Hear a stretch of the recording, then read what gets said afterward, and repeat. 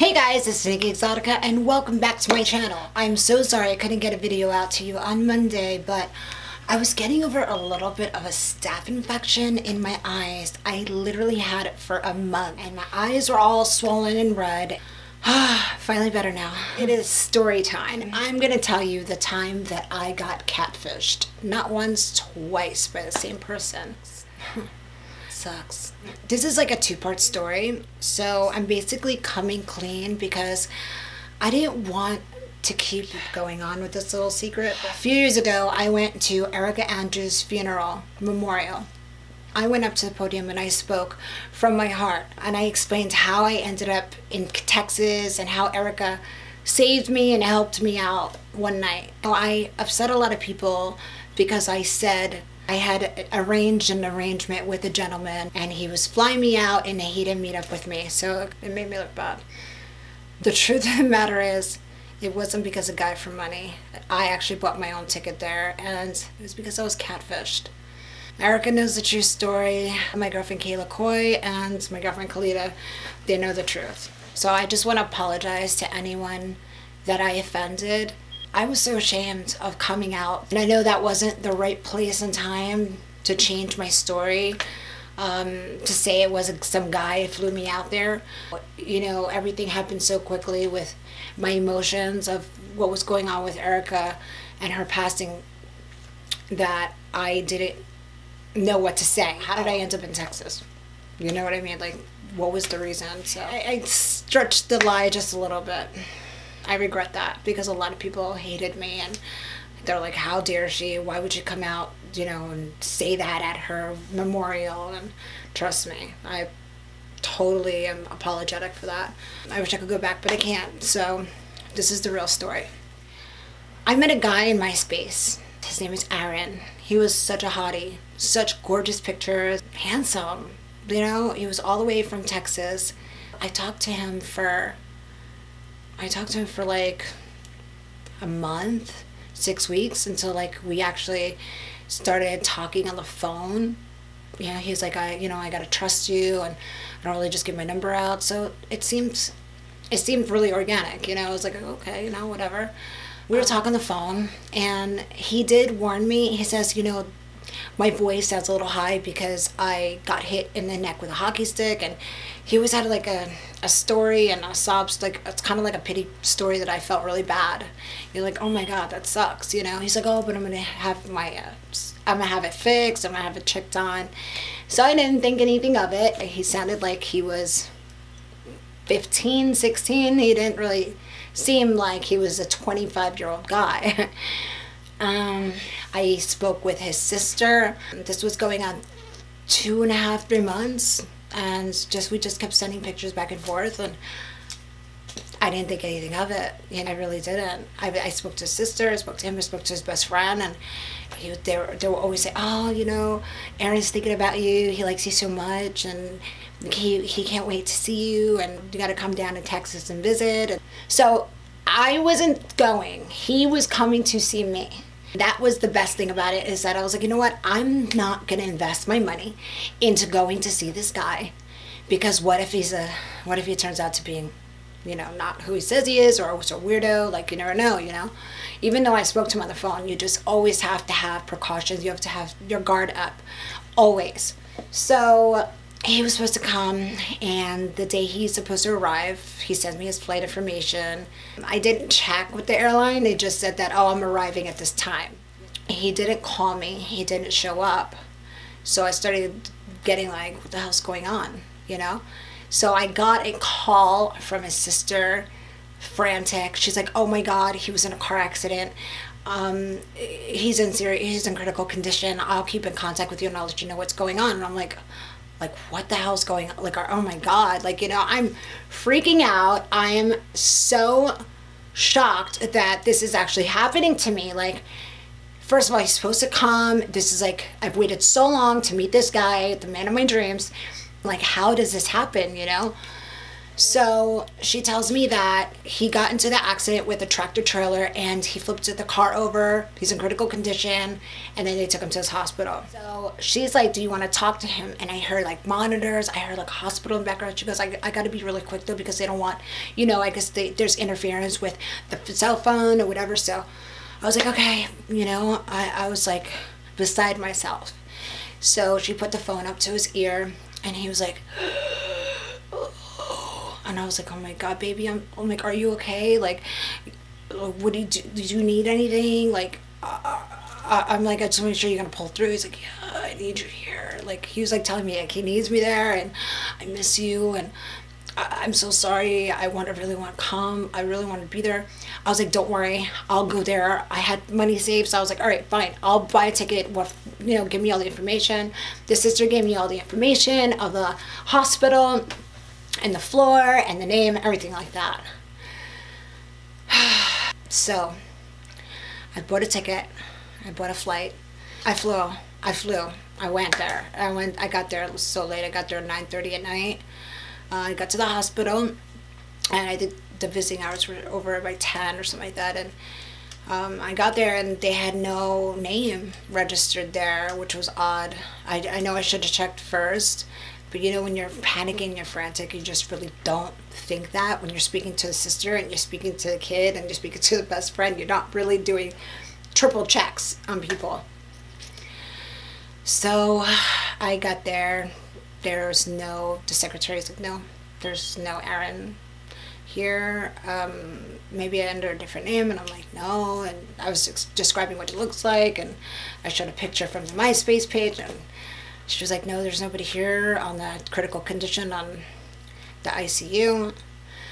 So I'm just like, wow, this is not happening to me right now. And I know that heat was literally not too far down the block. Maybe like 10 blocks, within 10 blocks. So I texted Erica, and she didn't answer. She was at work. So I just showed up there, grabbed her, crying hysterically. And she was like, oh my God, Mary, what happened, Mary? Girl. And then I was like, told her what happened. She's like, you got gooked, Mary. Like, oh my God, you poor thing. Oh, she got me like a Jaeger bomb, and we had the best time ever. And she's like, Mary, you stay at my house. I'll take care of you. Don't worry. My house is your house. I always liked you. You're a sweetheart. And I hate that you're going through this. She looked out for me. She took me in. I stayed with her for the night. She gave me a little money to get back, and I paid her back. And I was just like, it was the most devastating feeling ever to know that this actually had happened to me. Like, I just couldn't believe it. I was in a state of shock that I couldn't understand what was going on. So I got back to New York, and then I got a call, and it was him. And he's like, hey, and he's like, I know you hate me, I'm sorry. And I'm like, why? Don't even fucking call me. Like, don't even call me. And he was like, babe, please just listen to me. And he's like, I had some surgery that needed to be done, and they flew me to Houston to this medical center. I checked with the center, and for some reason they had that name there. He's like, please come back, I'm so sorry. Then he gave me information. He's like, oh, you can go to my aunt's, my grandfather's house is in Corpus Christi, and there's a key. You can stay there, so you don't have to rent a hotel. There's a key in the garage, and this and that. So then he got his best friend and talked to me, and he's so sorry, like, just apologizing, and so apologetic, and just like, he's so sorry that he will pay you back, don't worry, like, just he needs you here with him. And I'm just like, I just went there, and then he changed. He could have contacted me, he didn't, and then now I'm here. Then you want me to come back and go through all this again? And he's like, yeah, he's like, yeah, but he switched hospitals in the middle of the night, so he was passed out when all this was going on. And I'm just like, I don't, when it doesn't compute and you just don't get it. And I was a sucker and stupid, and I flew back. Wow. Regardless, just in case, I made plans to stay with my girlfriend in Texas, just in case it happens again. What do you guess? Was he at the hospital? No, he wasn't. Now, I'm mad. I'm evil. This is a horrible prank. This is a fucked up joke. You fucked with my time, my patience, my love, my heart, my money. He gave me an address of the place in Corpus Christi. So now I'm going to do reverse search, and I'm going to start being a private investigator, and I'm going to find out who the hell is, what's going on. He called me from a number that was from Kansas. He called, you know, like things were adding up. So I did a background search on the phone number. He gave me the name of his uncle, whatever, his grandparents. And it came back to this name for the phone number he gave me in Kansas. So I started doing research, and it matched a name in Corpus Christi, Texas, at the address that he gave me. So it started to like tie in that half of his stories were true. So I contacted the house in Corpus Christi. So I called up the house, and I was like, "Hi, my name is Nicole. I'm sorry to bother you. You don't know who I am, but I've been talking to a guy from MySpace, a really handsome boy, and he's to be 25, but he calls me from a Kansas number. He has a really high voice, which is very odd for him to be 25. He says he got hit in the neck with a hockey stick. He has a sister that I've spoken to on the phone as well. Is there anybody from like Kansas that is at this number?" And I gave them the phone number that he's been calling me from. They're like, "That's Kyle and Amanda." And Kyle's like 15 years old. And I was like, "Kyle's what?" Wow. Oh my God. I felt so stupid. I told them what happened. I told them what Kyle's been doing. They felt so sorry for me. Like, "I'm so sorry he did this." I was like, yeah, it's really fucked up because something bad could have happened to me. I went to Dallas, Texas for the first time by myself. Never been there in my life. I could have been robbed, raped. You know, I went there late at night. People were following me in the streets. Like, I had my bags on me. Like, how does somebody put somebody in danger like that? Yes, I put myself in danger. But you know what I mean? Like, when somebody literally plays with your life, it's heartbreaking.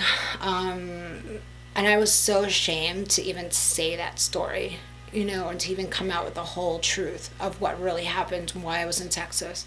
I just thought it would be easier to cover it up and just say that some guy sent me out there because I didn't really want to explain this, but it's out now. So yeah, always remember with catfishes is that don't ever trust anybody on the internet until you see them actually on FaceTime. I don't know why catfishes would still happen till this date, but they do. That's why the TV shows out there, Catfish on MTV. But I called that kid up cursing his ass out. I was like, "You little fucking piece of shit. Like, how dare you? Are you kidding? What is wrong with you? Like, what is wrong with your head that you would actually do that? You and your fucking sister can go rot in hell." It's like, "I'm so sorry. I didn't really realize what I was putting you through, and you know, it was a stupid joke." And I was just like, it's fucked up. So yeah, that's story time. I just try to stay optimistic with love. I'm much smarter now. I think I've pretty much heard it all from every guy out there. And I'll do another story time about relationships and guys and what they expect. But for right now, I just want to talk about being catfished. And it's happened to the best of us. It doesn't happen to all people. Not all people are as stupid as me. But I think I'm more like I was thinking with my heart and thinking that somebody who I cared for, who I thought was someone who's cared for me, all I cared about was that person being okay. You know, all I cared about is that person being safe and not being hurt.